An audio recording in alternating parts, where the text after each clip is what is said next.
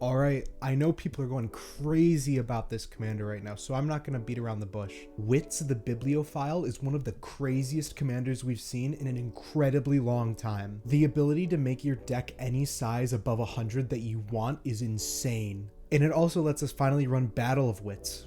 And I'm going to assume that the color pair was intentional so that we could run Yorion as a companion finally. And obviously I'm not going to go through the entire deck today. I need the video to be less than 40 minutes long, and on top of that there's 409 unique cards in the deck. That's if you take out basics and other stuff. I'll get to it in a minute. But obviously I can't fit all of those into the time frame of 10 minutes. So I'm going to go through the deck list a little unscripted and just point out the things that I think are pretty cool about the deck. And of course the link is in the description if you want to see the entire deck list. And without further ado, Whtz.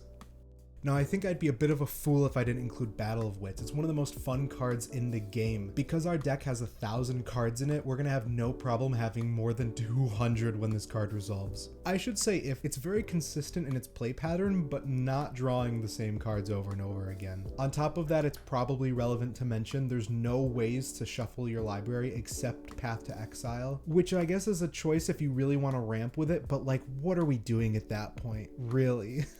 We're going to look at all of the finishers, but I should probably mention the main goal of the deck is Heir Apparent. When I said it's consistent, I really meant it. We're running 351 Heir Apparents. And now you can see why this could never possibly be budget. The deck does cost around $5,000 if you don't take into account the fact that some printings will be cheaper than others, but this is fully intended to be proxied as opposed to purchased, so keep that in mind. Because we have really valuable cards like the One Ring and things like that.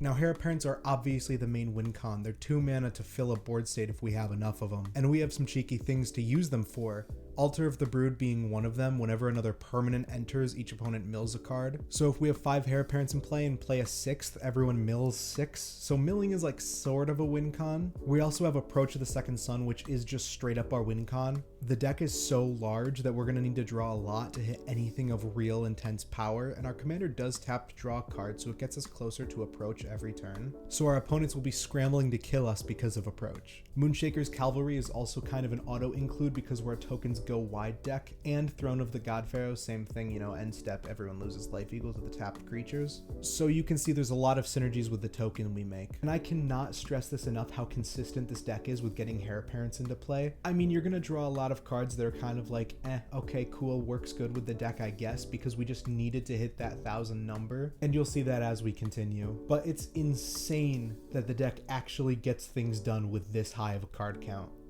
And this is, for all intents and purposes, a Blink deck. Yorion is the companion, but really is the full commander. We are running just about every Blink card I could imagine that is worth running. There are a few overcosted, low value cards that I decided not to include, but I could see some brews running every single Blink card just to hit them. There are 61 cards with Blink effects in this deck, and I only ever see 1 a game in playtesting. You got your Cloud Shifts, Ephemerate, Bragos in the deck, even the new Venser that just got revealed. I mean, it's incredible just how much is in here. Deadeye Navigator, Conjurer's Closet, the 2 big Innistrad hits that were known for blinking that are now budget somehow. Displacer, Kitten, Elish, Norn, Mother of Machines, incredible Blink cards, all of which are in this deck. Also interesting is Cloudstone Curio, which will let us keep bouncing our Heir Apparents back to our hand to keep kind of looping them and getting our tokens. Also, Delny's pretty great.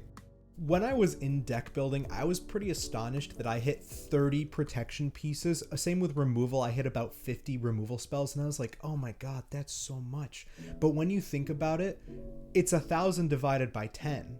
So if you divide everything by 10, that's the size it would be in an 100 card deck. So it's like I'm running 5 removal spells or 3 protection spells, which for the ones I tend to construct is actually pretty average. I mean, a lot of the protection spells do double up, like Appa Steadfast Guardian, for example. It's an airbending spell that lets us airbend our Heir Apparents and then cast them again for value. Same with removal, we have some spells, very few, but Skyclave Apparition is one of those blinkable effects. Also, Lauren of the Third Path is in there, but it's mostly just Every Azorius removal spell, go! And we have a lot of drawing. We have 61, which equates to about 6 draw spells, which still is under the average, but it's what we can do. There's a lot of cantrips like Opts and stuff that only dig 1 deeper, which is really not a whole lot in this deck. But one of the cards that I really liked including was Enter the Infinite, which is a 12 mana to just draw your deck except for 1 card. So we have about 950 cards in our hand, which, thinking about it now, is probably one of those things where you end up conceding so you don't have to deal with that.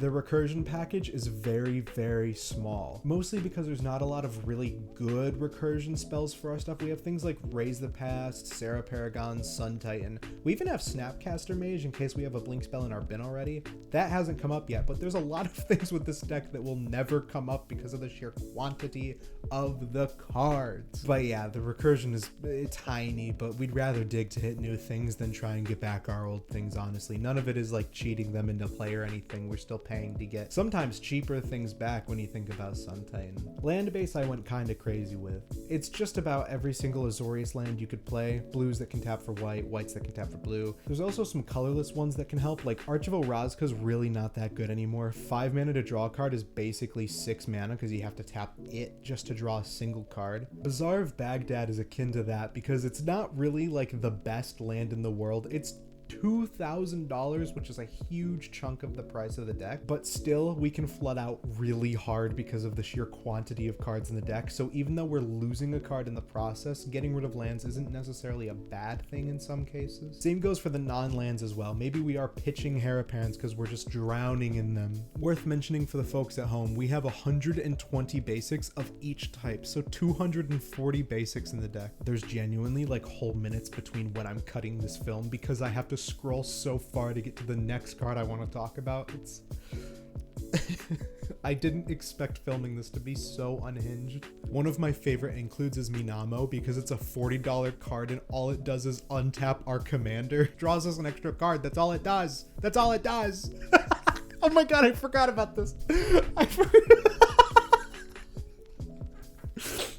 So I thought it would be hilarious because there's no tutors. There's 0 tutors in the deck. Absolutely none. And that was by design.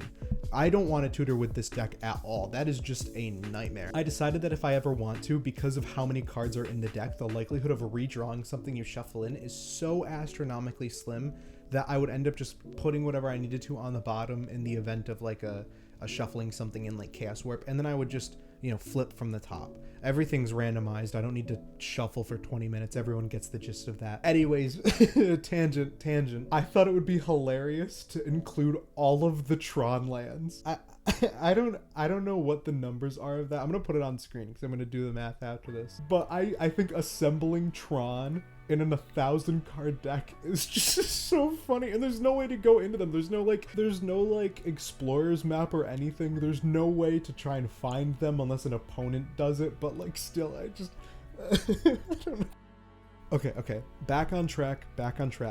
Ramp, there's 55, also below average, but we don't really care about ramping all that much. The curve is heavily 2-drops, and I did that by design, intentionally. Almost every single ramp spell is 2 or less in the deck. Ashnod's Altar, Decanter of Endless Water are both includes. Gilded Lotus is also in the deck as well, but like a lot of the other stuff is just 2 mana. I dug deep. We got Ebony Fly in this deck, dude. 2 mana for a colorless mana rock that enters tapped, and you can like roll a d6 to do some stuff. I don't care. It's a mana rock that taps for 2. We need this kind of stuff for acceleration in this deck. And that's what I love about it. I've never heard of like half of these mana rocks before, but I have a reason to go past the iconic staples for the most niche ones that nobody's ever heard of before. I guarantee you there are at least 10 cards in this deck that nobody has seen since Limited. Like, have any of you heard of Sea Scryer? It's a 2-mana dork that taps for a colorless mana, and it has some other filter that you can use to add a blue, but like, it's a colorless mana dork in blue. I'd never heard of this card until I looked into it. Honestly, I would probably run it in some Merfolk decks. I'm gonna write that down real quick, actually. Oh yeah, also Mind Stone. It's just really good. It's got Blink, and it's just really good in the deck. Okay, I'm gonna wrap this up pretty shortly because I'm kind of running out of things I wanted to talk about. We've talked about the removal suite, we've talked about the ramp, we've talked about the card draw pretty extensively. I don't really know what else I could get into besides we have some like token supports and stuff like Mondrak and Osier Talk that'll double all the tokens that we make. Elspeth Stormslayer, Anointed Procession, any effect that we can use to get double tokens is included in the deck. We also have some clone effects which can be used on creatures we have in play, but also Heir Apparents if there's nothing else better to pick. It does cost a little more to make a copy of Heir Apparent as opposed to just subbing it in for an actual Heir Apparent, but if we have something else in play that's non-legendary or something legendary with an ETB that we'd want to make a copy of, like, I don't know, Starfield Vocalist, then we'd be able to have a second one of those as opposed to a new Heir Apparent. Oh yeah, something else. Almost every single MDFC we could possibly run is in this deck just because of the ability to like fix that mana just a little bit more. I think there's like 15 to 20 MDFCs in the deck just to hit it. Oops, All Spells deck would be kind of jealous right now, I'm not gonna lie. Now, of course, there is so much more that I have not covered in this video. I don't know how long this is going to be. It could be, 20 minutes, could be 10 minutes, could be 5 minutes. I have no idea. So I'm here to answer questions in the comments if anyone's interested, if anyone has any questions or anything about the deck. If anyone wants to try it for themselves, the deck list is in the description. I recommend proxying it, but honestly, it'll probably cost more in ink. You know what? Just buy the Bazaar of Baghdad. It's probably going to cost more than the ink you're going to use to print the whole deck anyways. But yeah, that's about it. If you have any suggestions for a future deck tech, just put it in the comments and I'll check it out. Bye-bye.